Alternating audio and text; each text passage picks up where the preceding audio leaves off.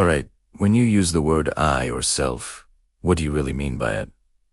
Have you ever asked yourself, what exactly am I? Am I my body? My mind? My memories? Or my habits? Or is there something else that truly makes me me? Today, we're going to explore that very question through a story that has puzzled philosophers for thousands of years. The story is called The Ship of Theseus Paradox. But this isn't just a story about a ship, it's a story about identity, change, and self-understanding. It's an attempt to grasp what our true identity really is. Let's travel back to ancient Greece. Instead of quoting the story word for word, let me explain it in my own simple way. In Greek mythology, there was a hero named Theseus. After his brave adventures, he returned to Athens aboard his ship. The people of Athens wanted to preserve that ship as a symbol of courage, victory, and pride. So, they kept the wooden ship safely, hoping it would stand for generations as a reminder of Theseus's heroism. But time, as always, is cruel. Since the ship was made of wood, it began to decay. When one plank started to rot, they replaced it with a new, identical piece of wood. Their goal was to keep the ship looking exactly like the original ship of Theseus. This process continued carefully and precisely. But that wasn't the end. Over time, every part of the ship began to decay and was replaced one by one with new pieces. Years passed, and eventually, none of the original parts remained. Every single piece of wood had been replaced, yet the ship still looked exactly the same as the day Theseus sailed it. Visitors came to see the ship. They admired it, recalled the legends of Theseus, and proudly said, "I've seen the ship of Theseus." Most people never questioned it, but for thinkers, a puzzling question arose. If every single part of the ship has been replaced, is it still the ship of Theseus? One side argued yes, it's the same ship. It looks identical, serves the same purpose, and preserves the memory of Theseus and Athens. According to them, identity depends on continuous existence and function, not on the original material. As long as its form and essence remain, it's still the ship of Theseus. But another group disagreed. They argued that Theseus never actually sailed this version of the ship. None of its materials are original. Therefore, it cannot be the same ship, it's a new one altogether. To them, identity is tied to physical composition.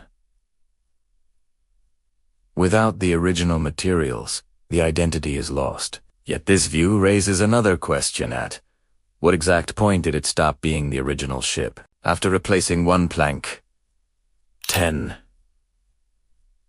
30, where do we draw the line?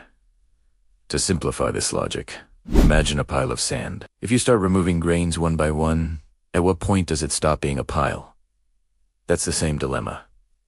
Now, back to the story. This debate, whether or not it is still Theseus' ship, is what we call the Ship of Theseus paradox. And as you can see, this paradox isn't just about a ship. It's about the nature of identity and change. If we turn the question toward ourselves, we face the same mystery. What is my identity? When I say I, what does that truly refer to? The you who is born and the you who exists. Now, how are they the same? Scientifically, almost all the cells in your body have changed since birth. Psychologically, your memories, beliefs, and perceptions have evolved too. So the I from 10 years ago isn't the same I today. Think about it. You might say, I am a university student, a manager, or a homeowner.